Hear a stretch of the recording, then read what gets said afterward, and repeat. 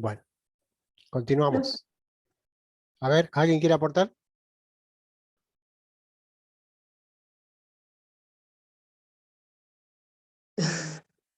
Hola. Hablamos, Dani, porque no sabemos a dónde va esto. Vale, vale. El amor a primera vista, ¿sí? El amor a primera vista, yo lo pongo aquí porque, bien, estamos en la casilla del regreso del enviado, ¿verdad? Sí. En la casilla del regreso del enviado. Yo pongo aquí amor a primera vista, ¿por qué? Porque Rebeca, ¿sí? Rebeca observa al joven y ella le pregunta, vamos a ir al texto, ¿sí? Rebeca pregunta al mensajero, es decir, a Eliezer, ¿quién es ese joven? Vamos a ir un ratito al texto.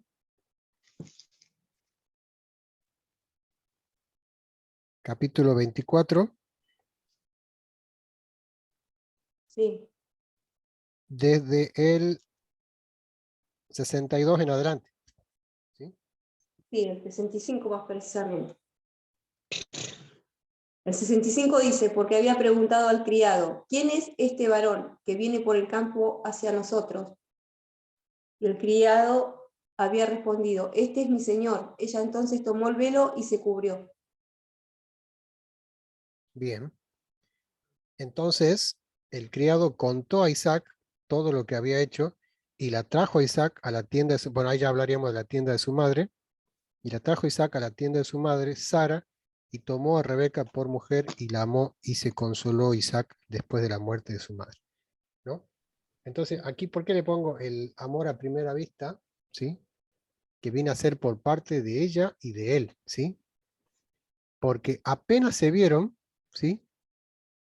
Miren que ella sí tuvo que preguntar quién era el joven, pero obviamente él sabía quién era la jovencita porque él estaba al tanto, ¿no? Él estaba al tanto de lo que había hecho su padre con Eliezer, de que había sido enviado a buscar esposa para él, porque ya los tiempos se estaban acortando, ya se aproximaba ya la muerte de Abraham, y Abraham le había hecho jurar al criado de que no tomaría esposa para Isaac de entre las cananeas, ¿sí?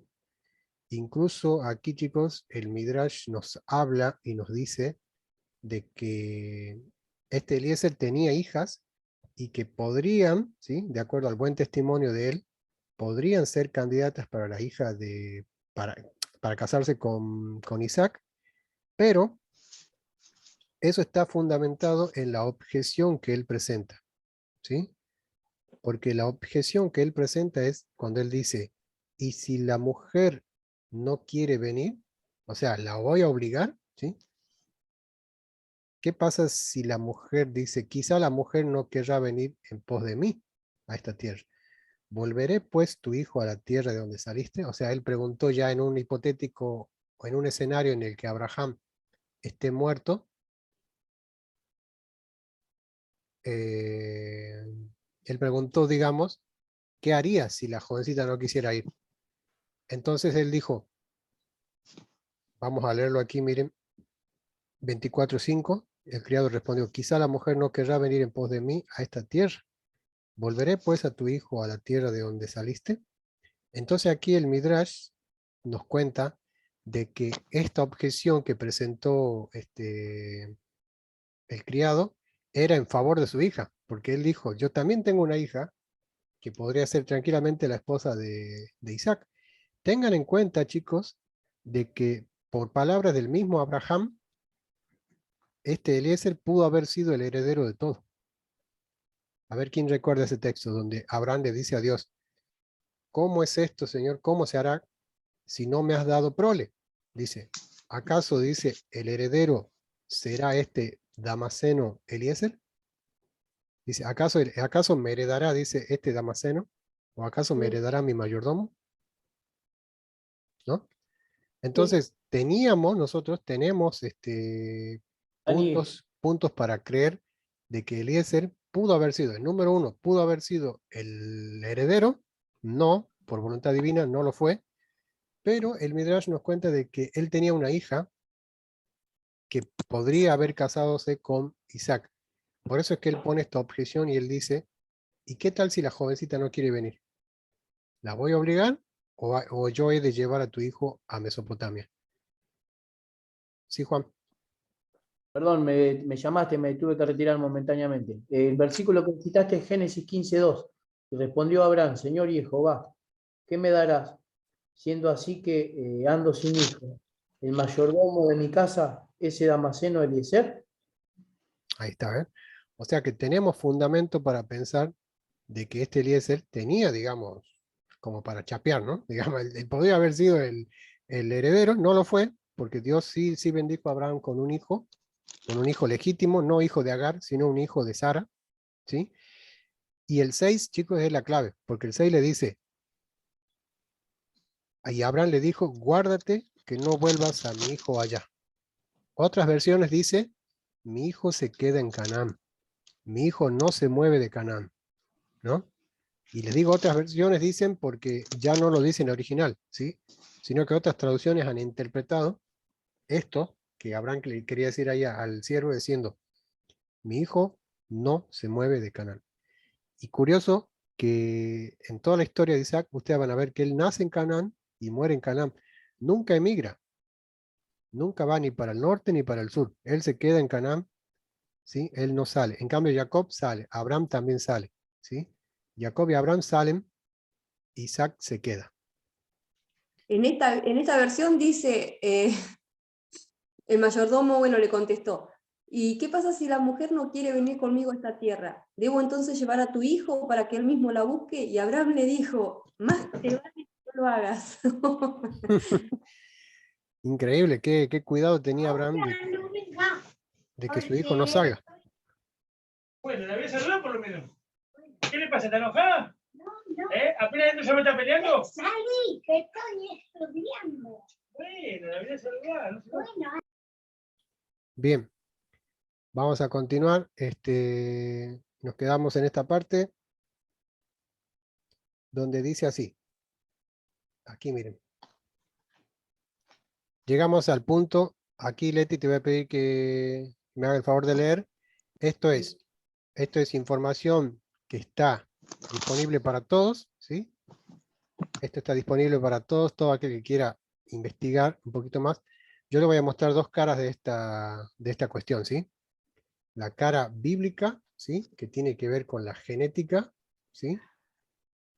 Y después la cuestión es de que hoy por hoy se plantean los científicos, digamos, los que estudian la genética, ¿sí? Que trae problemas, ¿sí? Que trae dificultades, incluso ustedes podrán darme testimonios también de lo que conozcan sobre el tema, ¿sí? Vamos a hablar de lo que yo le digo la óptica bíblica, por qué Abraham tuvo que practicar esto en su hijo, ¿sí? De dónde venía Abraham, ¿sí? Con quién se casó Abraham, ¿sí? Y con quiénes se iban a casar los hijos de Isaac, ¿sí? Es decir, Jacob en este caso, ¿sí? Bien. Vamos a ver una endogamía kosher y una endogamía actual que podría considerarse no kosher, puesto que ya se sale de órbita, ¿no? En la fecha, ¿sí? Entonces leamos un poquito a ver qué nos dice la Wikipedia acerca de esto, a ver. Endogamia. Se denomina endogamia del griego antiguo endon, gamo, casamiento. Al matrimonio, unión o reproducción entre individuos de ascendencia común, es decir, de una misma familia, linaje o grupo, religioso, étnico, geográfico. Si el matrimonio se realiza entre individuos de la misma clase social, se denomina homogamia. Las bodas entre hermanos o padres e hijos son incesto y no se consideran formalmente endogamia. Suelen ser tabú en casi todas las sociedades. Sin embargo, las bodas entre primos o familiares lejanos sí son consideradas endogámicas. Sí son consideradas. Asimismo, se entiende como comportamiento endogámico el rechazo a la incorporación de miembros ajenos a un grupo social en particular. En la biología, la endogamia se refiere al cruce entre individuos de una misma especie dentro de una población aislada, tanto geográfica como genéticamente. Y en genética, la endogamia es el producto de la reproducción de padres que están estrechamente relacionados genéticamente. Muchas gracias Leti. Amén. Y este es el punto, ¿sí? Aquí nos detenemos y hablamos de esto, ¿sí? Genética, ¿sí? Ya hemos hablado en la Parashá Bereshit cuestiones que por ahí la hemos subtitulado como verdades incómodas, ¿sí? Cuestiones que hasta la fecha no habíamos entendido, ¿sí? Pero conforme vamos avanzando, ¿sí? Habiendo resuelto la ecuación en la parte de arriba, ya podremos entender mejor, digamos, todo el esquema, ¿verdad? ¿Por qué? Porque si nosotros tomamos, ¿sí? Si nosotros tomamos, no voy a hablar mucho de esto hoy, si ya lo hablamos en Génesis, en Bereshit.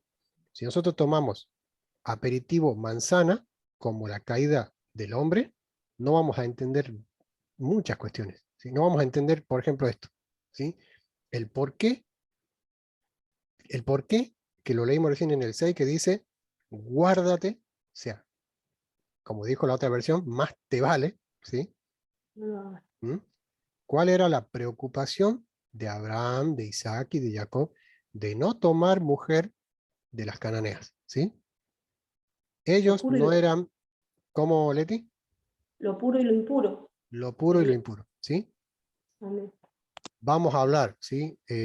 Cuando llegue el momento de la túnica multicolor de José, vamos a hablar del pectoral del sumo sacerdote y de este icono que vemos aquí arriba, ¿sí? Que es el ADN, ¿sí?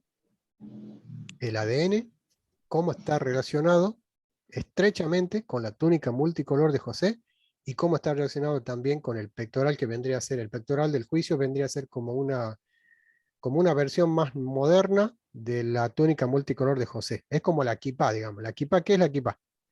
Es como una forma más sencilla del talit, ¿sí? Me cubro la cabeza con algo pequeño. Ya no me la cubro con un manto, pero me la cubro con algo pequeño, ya estoy cumpliendo con cubrirme la cabeza, ¿verdad? Y en el mismo sentido, el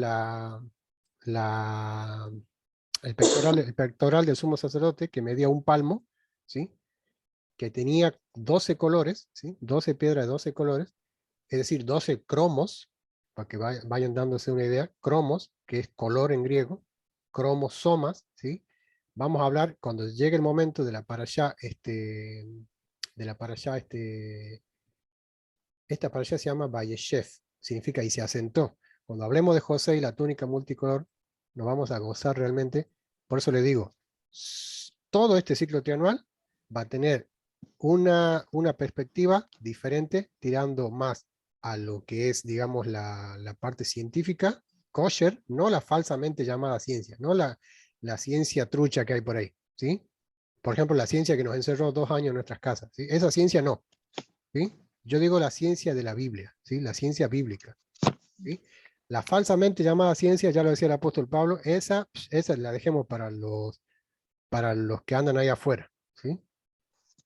Vamos a nosotros a prestar atención por qué Abraham, por qué Isaac y Jacob hicieron este énfasis en la genética, ¿sí? Y por qué se vieron ellos, digamos, obligados, vamos a decir entre comillas, a practicar la endogamia entre primos para preservar, digamos, esta simiente de la mujer, la simiente buena, la simiente santa, ¿sí? Veamos lo que tenemos en la siguiente. La endogamia practicada en los diferentes colectivos. Fíjense esto, yo lo voy a leer, Leti, tranqui. El colectivo Ashkenazí, ¿sí? Que es un grupo étnico de prosélitos al judaísmo desde el 1300 de nuestra era, ¿sí? Después de Cristo. Ellos comenzaron, miren este dato importante, ellos comenzaron siendo aproximadamente unos 300 individuos, ¿sí? 300 familias o 300 personas, digamos, de una etnia europea, puede ser de Alemania, de Polonia, ¿sí? O de Holanda. Algunos creen que pueden haber sido del sur, digamos, de Rusia también, los ashkenazíes, ¿sí? Ellos practicaron durante todo ese tiempo, imagínense un periodo de 700 años, practicaron la endogamia. ¿Cuáles fueron los resultados que arrojaron? ya lo vamos a ver, ¿sí? Arrojaron buenos y malos resultados, ¿sí? Probablemente, debido a la ortodoxia de ellos, ¿sí? Tengan en cuenta que el grueso del judaísmo ortodoxo se encuentra centrado en esta rama del judaísmo, ¿sí? Son dos ramas prominentes del judaísmo. La rama sefardí, que es los judíos que habitaron en Sefarad, aquí en España, ¿sí? En Portugal y España, que es toda la península ibérica, hebraica, si puedo, ¿sí? Y también los judíos que se movieron por el norte de África, incluso en el sur de la península arábiga, ¿verdad? Y también se movieron en Oriente, obviamente. Pero hay todos estos judíos que yo le he nombrado, los sefardíes, tienen rasgos semíticos, es decir, tienen rasgos orientales, ¿sí? Sus rasgos son orientales. Tienen, incluso hasta se parecen a los árabes puros, digamos, hasta a los árabes puros, tienen mucho parecido con los judíos sefardíes, ¿sí? Yo les puedo mostrar algunas fotografías de algunos cantantes que usted no va a poder distinguir entre un árabe y un judío, puesto que son primos, prácticamente, son iguales, ¿no? Pero un judío ashkenazí ya tiene otra, digamos, anatomía, es decir, tiene otra forma, su cara, ¿cómo se diría? Sus Aspecto. rasgos Sí, faciales o aspecto en general, como dijo Emana, es diferente. ¿Por qué? Porque ellos vienen a lo que sería el código genético, vienen de Jafet, ¿sí? Ellos son como hijos de Jafet habitando en la tienda de Shem. Lo he dicho, ¿sí? Lo he dicho. Son cumplimiento de la profecía de Jacob, perdón, de la profecía de Noé, donde dijo, Jafet habitará en las tiendas de Shem. Eso es el Ashkenazí, ¿sí? Jafet habitando en las tiendas de Shem. Eso es Ashkenazí. Nosotros no somos quien para decir, eso no son verdaderos judíos, que yo lo he dicho en un tiempo, ¿no? Yo decía, eso no son verdaderos judíos. No, porque yo no sabía nada de lo que es el proselitismo, hasta que investigué mucho de lo que es el proselitismo, cómo se lleva a cabo el proselitismo, y si ellos han hecho el proselitismo en el 1300, ¿sí? Son tan judíos como los judíos sefardíes, ¿sí? ¿Por qué? Porque son hijo, nieto, bisnieto, tataranieto de judíos. Incluso, ¿saben algo? A ellos le ha caído la peor parte del llamado holocausto, ¿sí? A los askenazíes le ha caído la peor parte, puesto de que esta persecución se ha llevado a cabo en Europa, ¿sí? Se ha llevado a cabo, y al llevarse a cabo en Europa, es decir, en Alemania, en Polonia, ¿sí? Digamos, lo que la pasaron muy mal fueron más los askenazíes que los sefardíes, ¿sí? Los sefardíes estábamos ahí en América, ¿no? La gran mayoría está en América, de los sefardíes, y no lo saben. Entonces los askenazí han pasado por esa tribulación, ¿sí? Incluso Juancito me decía de que escarbando en su árbol genealógico pudo sacar de que posiblemente tenga abuelos sefardíes, perdón, ashkenazíes, ¿verdad, Juan? Mira, sí, sí, sí, nosotros creíamos que de la parte de mi abuelo veníamos de Italia y no, eso se escondió y se reveló el año pasado. Una prima que vino, mi abuela, la esposa de mi bisabuela antes que muriera le comentó que de la rama de la familia del abuelo Teodoro en realidad venían de Rusia y que los persiguieron en Rusia porque eran judíos y de ahí se fueron a Alemania. En Alemania también los persiguieron en la Segunda Guerra Mundial y vinieron a Brasil. Y de Brasil terminaron en la colonia San Jorge, que está en Rosario, en Santa Fe. Y si uno investiga la colonia San Jorge, es una colonia de judíos. Ya te Así que digo. nosotros estudiamos askenazí. Así que Por eso, imagínense a Juan con las pelle, ¿no? Con las pelle largas así y una equipa. Él ya tiene el pelo anaranjado y la barba anaranjada. Ya tiene todo él. Parece un ashkenazí, ¿no? Así que, Nosotros, mi bisabuelo, ni siquiera era mi tatarabuelo, me parece que era mi bisabuelo, quedó en la guerra somos rusos alemanes nosotros. por parte de mi papá, ¿no? Rusos o alemanes. Una de las hermanas de mi abuela nació en, no sé si en el barco, no sé, algo nos contaba mi abuela. Yo digo, ¿cómo no le preguntamos tanto y ahora que no está, queremos saber un montón de cosas? Sí, por eso acuérdense, estamos entrando a la parasha Toldot, saltándonos el sábado que viene, ¿sí? Ya tenemos la visita de Johnny.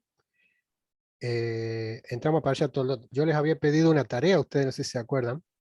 Les había dicho de que vayan escarbando su árbol genealógico, ¿sí? Mm. Porque en parasha Toldot vamos a trabajar mucho con eso, ¿sí? Con los árboles genealógicos. Sí, yo he llegado a leer, he llegado a leer apellidos que ni me imaginaba que estaban dentro de mi árbol, ¿sí? Y yo digo, qué raro, pero qué lindo a la vez. ¿Por qué? Porque uno puede ver, ¿sí? Uno puede ver más o menos cuáles son nuestros orígenes, de dónde venimos. Y es muy lindo, de verdad, muy lindo. Nosotros sí tenemos montón de material, ¿sí? Para escarbar en la genealogía, porque hay una prima nuestra que ha hecho todo ese trabajo. Incluso hay aplicaciones en internet que uno va cargando ahí la foto de los familiares y va cargando ahí la información de papá, mamá, abuelo, abuela, bisabuelo, y va cargando y eso se va quedando en una base de datos. Entonces, volviendo a la endogamia, que es el tema que estamos hablando ahora, dice de que el colectivo Ashkenazí, ¿sí? Chicos, ha pasado de ser de 300 personas aproximadamente a ser ahora unos 10 millones, ¿no? Estos 10 millones están repartidos entre, atentos, Israel, primeramente, Francia y Estados Unidos. ¿Sí? Los ashkenazíes no andan por muchos lados. Incluso en Buenos Aires hay ashkenazíes también en Moreno, ¿sí? Hay un barrio judío ahí en Buenos Aires que están los ashkenazíes también, ¿sí? Entonces podríamos decir que están en Israel, obvio, ¿sí? Les he dicho en Francia, ¿sí? En Estados Unidos, en Argentina, y obviamente han vuelto a lo que es Polonia, Alemania. Después de la guerra han vuelto ellos, ¿sí? Yo no volvería, pero ellos han vuelto, ¿sí? Están de nuevo ahí. ¿Qué pasó? ¿Sí? ¿Qué pasó con esta gente que practicó la endogamia? Arrojaron resultados, ¿sí?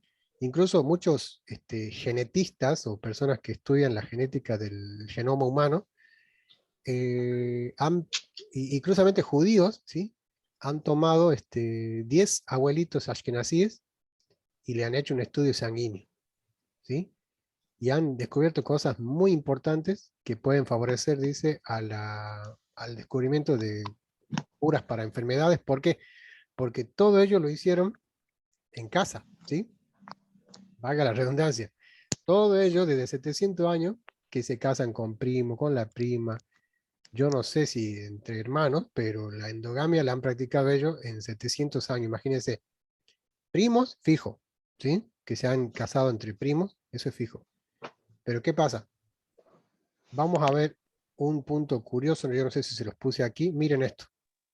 A ver, el dato. A mí me gusta siempre darle un dato, ¿se acuerdan? Un datito. A ver. Ellos han ganado el 29% de los premios Nobel, ¿sí? Cuando tú escuches decir, los judíos han ganado casi la mitad de los premios Nobel de la historia, tenés que saber de que esos judíos que han ganado son judíos ashkenazí, ¿sí? Entre los cuales está Einstein, ¿sí? Y hoy por hoy, bueno, qué sé yo, en economía como Milton Friedman, qué sé yo, en filosofía, hay otros que son judíos ashkenazíes y son premios Nobel. Entonces, este estudio que se hizo de la genética en los endogámicos, ¿sí? En las personas que han practicado, en los colectivos que han practicado la endogamia, no desde ayer ni desde el año pasado, sino desde hace 700 y pico de años, han arrojado estos resultados. Pero ojo chicos, ahora viene la otra cara de la moneda, ¿sí? Hay otras poblaciones aisladas genéticamente. ¿Qué entienden por aislado genéticamente? El título, ¿sí? Estar aislado genéticamente es que tenés los mismos genes de tus, es que ya ni sé cómo se dice, tetraabuelos, ¿sí? Ya ni sé cómo se dice. Imagínense de un abuelo que que haya vivido en el 1300, ¿sí? Tiene los mismos genes. Entonces eso dicen que a la larga trae complicaciones. O sea, la endogamia no es para practicarla, digamos, en exceso, como han hecho estos colectivos. Y aquí les pongo algunos ejemplos. Miren, otras poblaciones aisladas genéticamente son los esquimales, por obvias razones, ¿sí? Los esquimales practican la endogamia. Los de Islandia, por obvias razones, perdón, porque están ahí en esa isla del norte y nadie le gusta ir a vivir ahí por el frío, entonces no se vieron, no se vieron en otra que practicar la endogamia, ¿sí?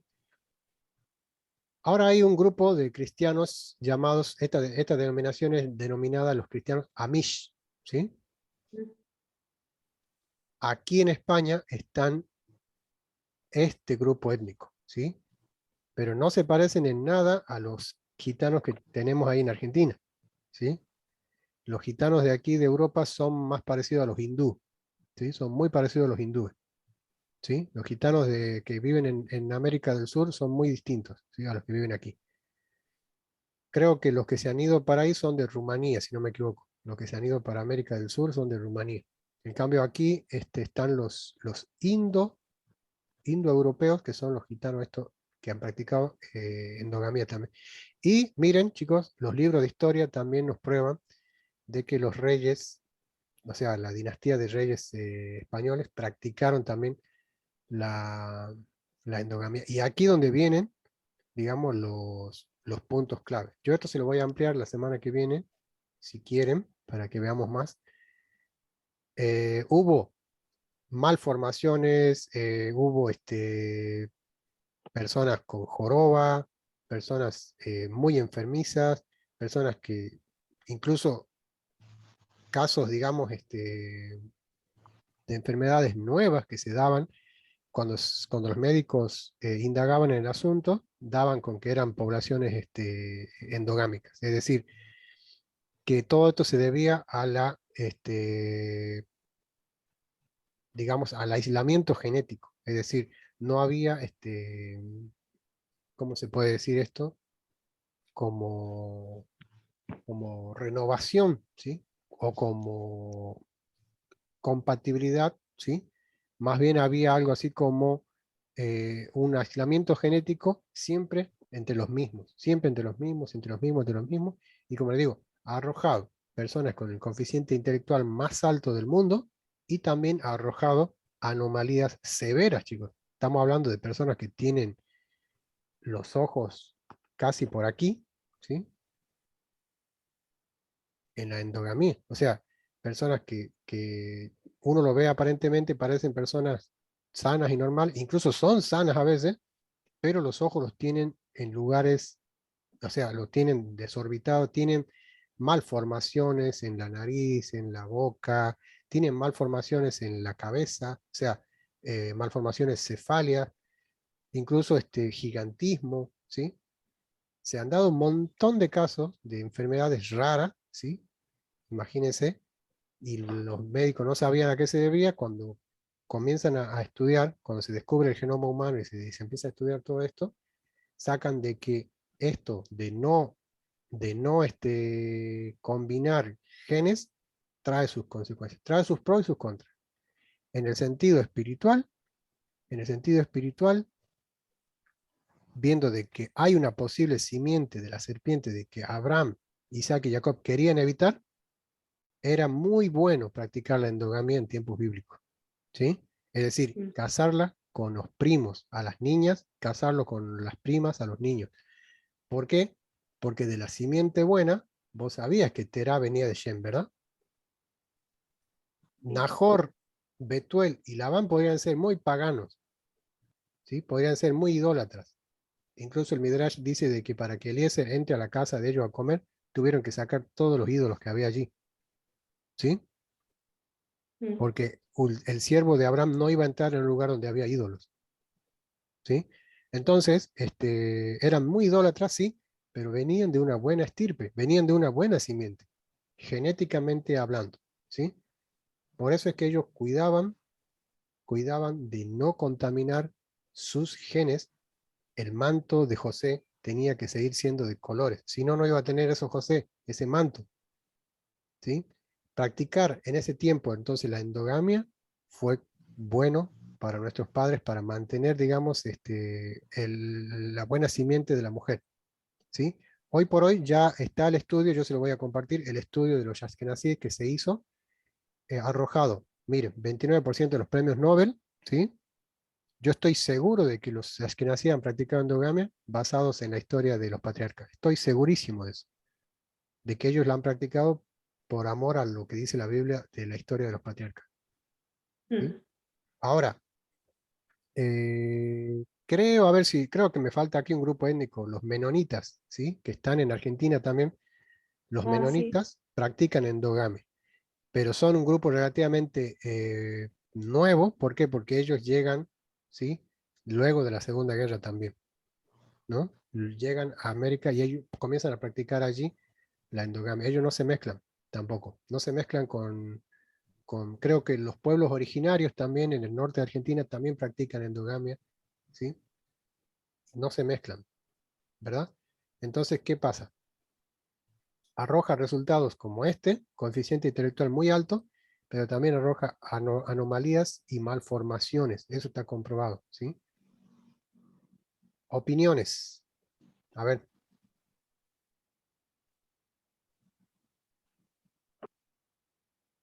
Y Dios como que siempre los guardó de que no, porque tenían que ser perfectos, o sea, bueno, un linaje, digamos, perfecto, ¿no? No se sabe de personas de la Biblia, así como ellos, que hayan tenido al contrario, siempre se habló del linaje santo y no de ninguna cosa de esas genéticamente. Daniel, Yo creo que en esos tiempos tenían que guardar la genética, ¿por qué? Por una cuestión de pureza, o sea, eso se sabe y se entiende. ¿Sí? Había muchas cosas en esos tiempos que, bueno, por allá nosotros hoy no logramos comprender todavía, pero creo que era muy necesario el mantener esa línea. Podemos ver el caso también de Lot con sus hijas. Y nos suena aberrante, pero bueno, o sea, ocurrió eso. O sea, suena muy aberrante, pero eso es lo que ocurrió. Entonces, no estoy diciendo que este es el caso correcto, pero podemos ver que para mantener una pureza, ¿sí? Por ejemplo, las mujeres que tomó Noé para sus hijos. O sea, no está en la Biblia literal, pero en los libros apócrifos podemos llegar a encontrar una respuesta, y son familiares también. Las tomó dentro de la familia, ¿sí? Eran si podemos decir, las nietas de Enoc, que tomó Noé por mujer para sus hijos. Entonces, tenemos que entender que había una corrupción en ese tiempo, y eso es lo que por allá es que se hace ese vacío en la historia, que no podemos comprender. Había una corrupción de la genética, en cierta manera, por eso el Creador tuvo que destruir todo. Entonces, ahí lo que vamos, ¿no? Buscar una genética pura. Creo que en ese caso, para mantener un linaje, creo que es totalmente aceptable. Ahora, comprendemos hoy que no estamos en ese tiempo, ¿no? Pero bueno, ha habido casos, como citó Daniel, de, bueno, ciertas enfermedades o ciertas cosas. Yo, por ejemplo, de parte de mi mamá, de parte de la familia de mi mamá, mi primo, mi tío, el hermano de mi mamá, está casado con la prima hermana. Literal. O sea, yo de parte de ellos tengo una mezcla importante, porque de parte de ellos son musulmanes. O sea, de un lado soy judío que nací, del otro lado tengo otra mezcla.